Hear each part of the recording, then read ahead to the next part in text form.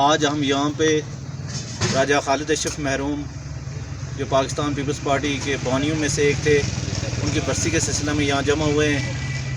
اور راجہ خالد اشرف محروم نے جو سیاسی اپنی جدوجہد کی وہ غریب،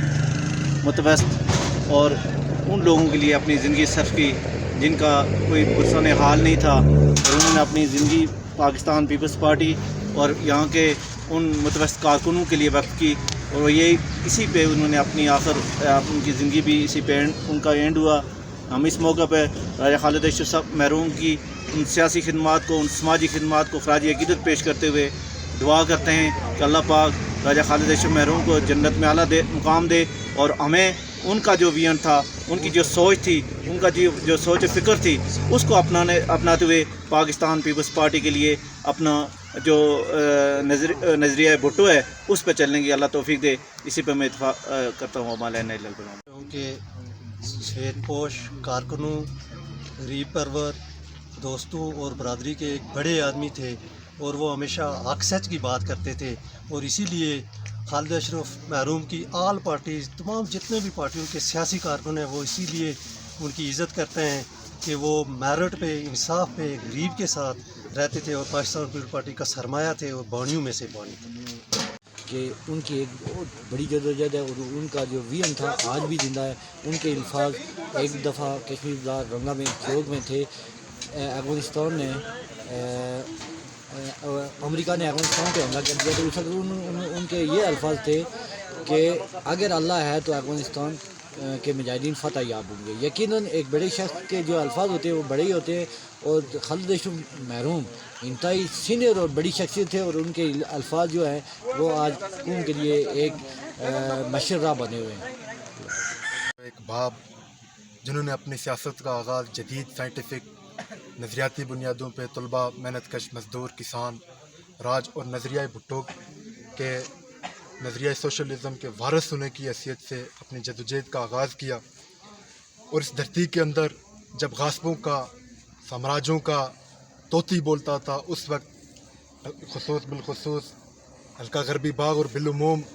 ریاست بھر کے اندر اپنی جدوجہد کا آغاز کیا، اور اس جدوجہد کی پہرہ کرتے ہوئے کئی بار پابند سلاسل رہے، ماریں کھائی، کوڑے کھائے، چاہے وہ بینظیر بھٹو صاحبہ کی آمد ہو، چاہے وہ شرف کا عمرانہ دور ہو،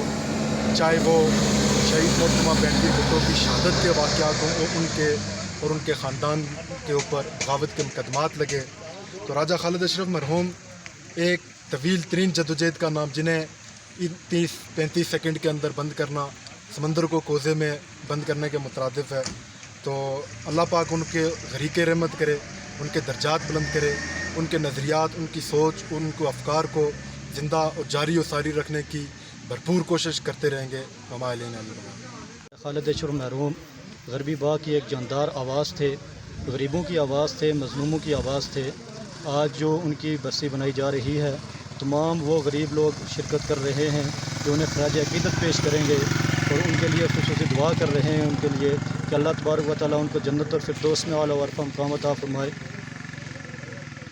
کرنے میں گزری ہے، اور بنیادی طور پر یہاں تک میں نے سنا ہے، اپنے بزرگوں سے سنا، یہ یہاں کے جو مقامی لوگ ہیں ان کے مطابق یہی ہے کہ یہاں پر بنیادی طور پہ، ابتدائی طور پہ یہاں پر عوامی حقوق کے لیے ایک جاندار آواز سے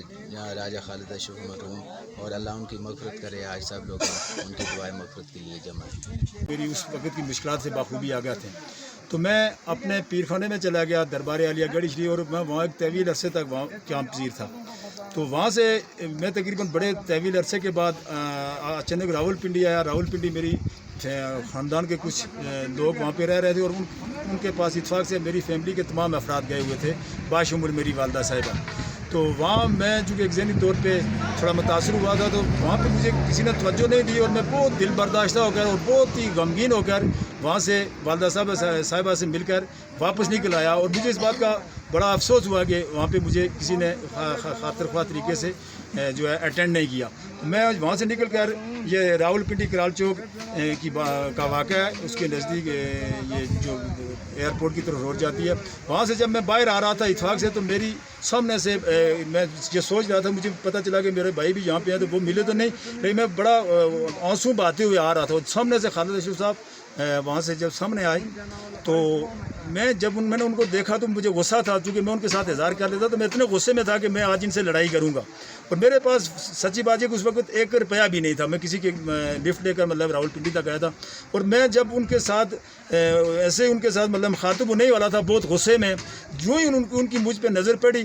اور نظر پڑنے سے پہلے انہوں نے مجھے ہاتھ ملانے سے پہلے اپنی جیب سے انہوں نے ہاتھ ڈالا اور جیب سے 200 روپے انہوں نے نکالے, اور مجھ سے ہاتھ ملانے سے پہلے انہوں نے آ کر میری جیب میں ڈالے. جب انہوں نے ایسا کیا تو مجھے وہاں پہ بھی آنسو آ گیا, اور اس وقت یہ واقعہ بیان کرتے ہوئے آئی, اور میں ان کے حوالے سے جو 2-3-4 سیکنڈ کے لیے ایک رائے بنی کہ میں ان کے ساتھ بدتمیزی کروں گا, بد اخلاقی کروں گا یا گلا شکوہ کروں گا, لیکن انہوں نے اس کا موقع ہی نہیں دیا, اور مجھ سے مخاطب ہونے سے پہلے مجھے 200 روپے. یہ چھوٹا سا واقعہ ہے. اس کے بعد میں وہاں سے نکلا, پھر ایک لمبی چوڑی طویل داستان ہے. یہ وہ واقعہ ہے کہ جس کو میں کبھی ساری زندگی فراموش نہیں کر سکتا.